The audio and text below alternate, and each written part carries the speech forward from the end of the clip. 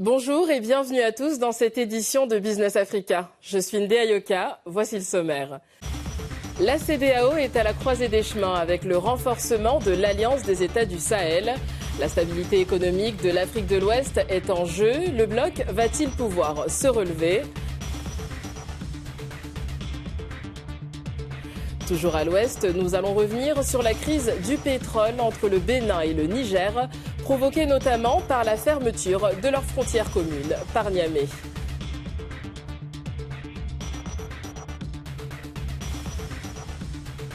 En fin d'émission, cap sur le Cameroun où l'inauguration d'un immense barrage hydroélectrique marque un tournant pour le paysage énergétique de la sous-région.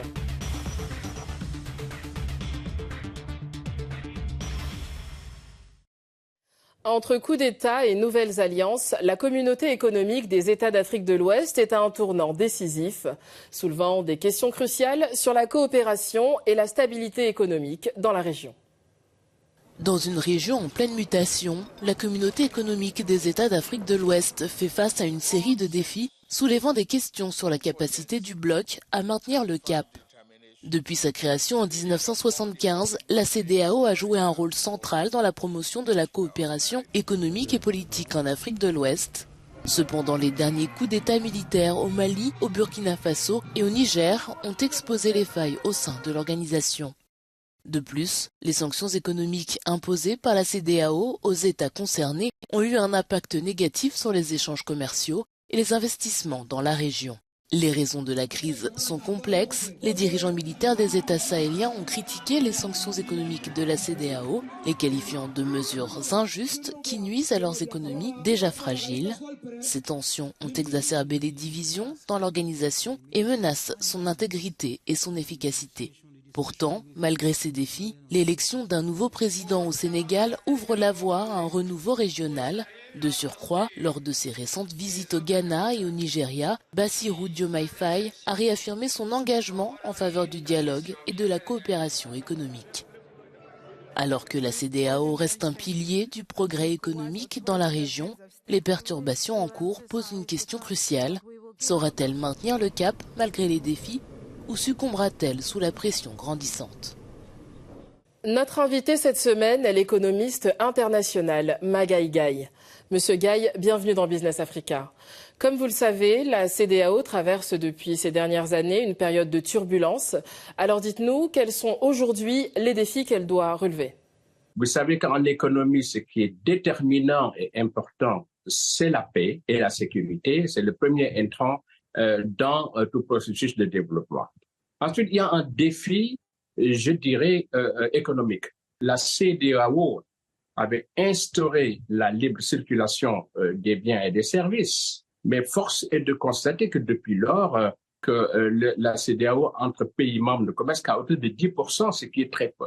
C'est lié à un déficit d'industrialisation. Maintenant, il y a aussi le défi géopolitique parce que voilà que 3 États sont en train de vouloir quitter cette organisation et qui vont emporter 54% de la superficie, 16% de population, sans compter également un PIB de l'ordre de 10% qui va être élagué en un impact économique certain. Et d'ailleurs, le dernier impact également est lié, comme vous le savez, à la question monétaire. La CEDEAO s'était fixée comme objectif en 2020 d'avoir sa propre monnaie, l'ECO.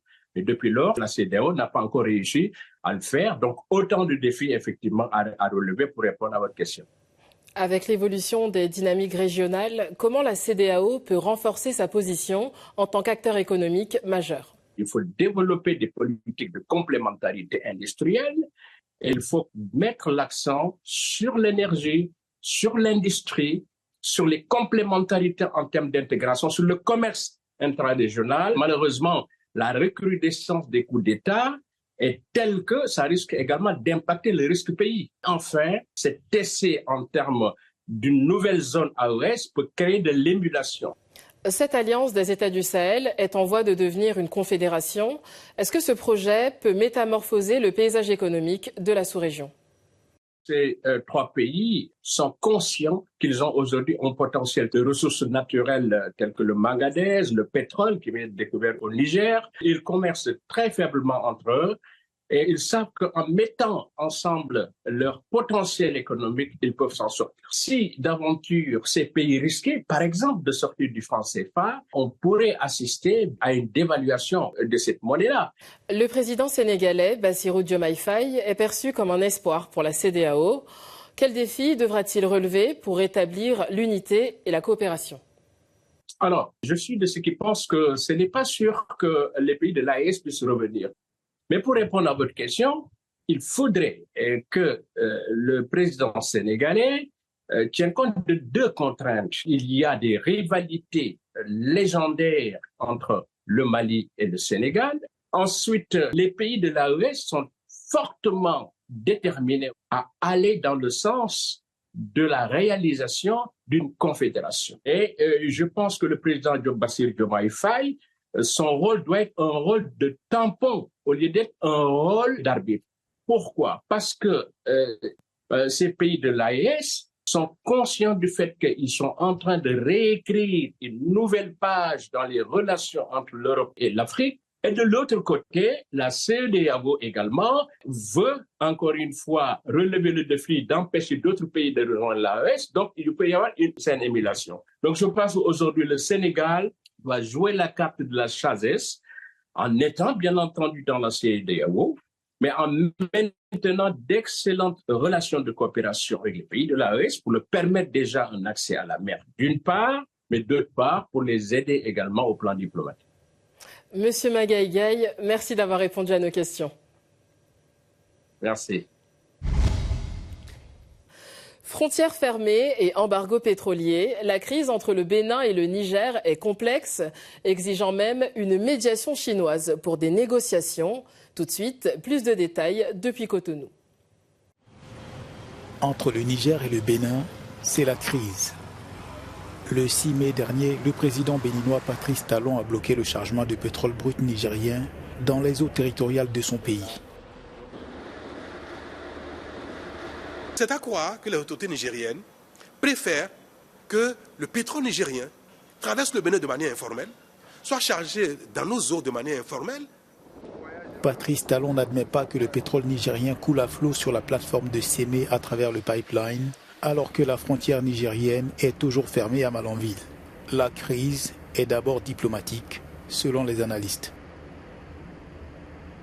Regardez la forme de l'intervention du président. Moi, je pense que le président ne devrait pas intervenir dans le cadre de cette affaire. Côté nigérien, le Premier ministre a dénoncé ce qu'il appelle du chantage.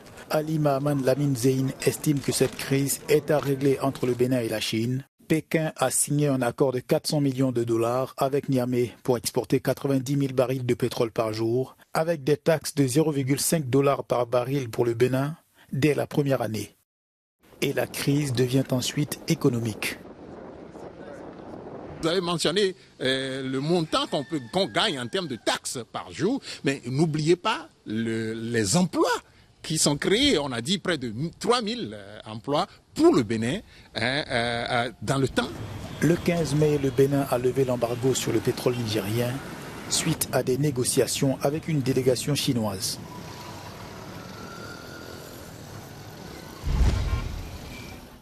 Le manque d'électricité affecte de nombreux secteurs de la société.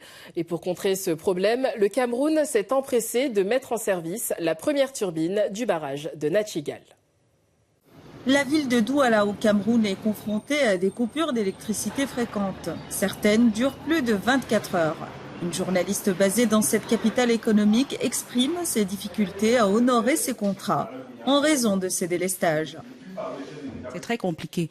Par exemple, il y a des émissions qui sont en train d'être en cours de rendu. Quand le courant part, on a des difficultés à pouvoir livrer le travail à certains clients. Face à cette crise, le gouvernement a lancé en urgence le barrage de Nachigal, construit depuis 2019 grâce à un partenariat public-privé avec la firme française EDF. Un expert en finances publiques explique les bénéfices de ces partenariats. Pour le cas de Nachigal, l'avantage d'aller vers les partenariats publics-privés tient généralement de ce que parfois l'État en lui-même n'a pas la technicité, donc n'a pas une entreprise spécialisée dans l'édification des aménagements hydroélectriques. De deux, l'État peut également être à court de trésorerie à cet instant. 60 MW sont déjà en service sur les 240 MW prévus d'ici décembre. Cela représente près de 30% des besoins énergétiques du sud du Cameroun provenant d'énergie verte. On va assister techniquement, on appelle ça une montée en charge. Donc les 420 MW ne vont pas être produites le même jour. On va mettre d'abord en marche la première conduite forcée qui va débiter dans 60 MW. Et après, peut-être un an, on met également en marche la deuxième, dont on va passer de 60 à 120, de 120 à 180, de 180 à 240, progressivement jusqu'à ce qu'on sature donc. Les besoins énergétiques du pays sont de 2000 MW, mais les barrages actuels n'en produisent que 1600. L'injection de 60 MW comblera une partie de cet écart, en attendant que le gouvernement atteigne l'objectif des 5000 MW d'ici 2030. Cette édition de Business Africa est terminée, mais cet épisode est disponible sur africanews.com et sur toutes nos plateformes digitales. À bientôt.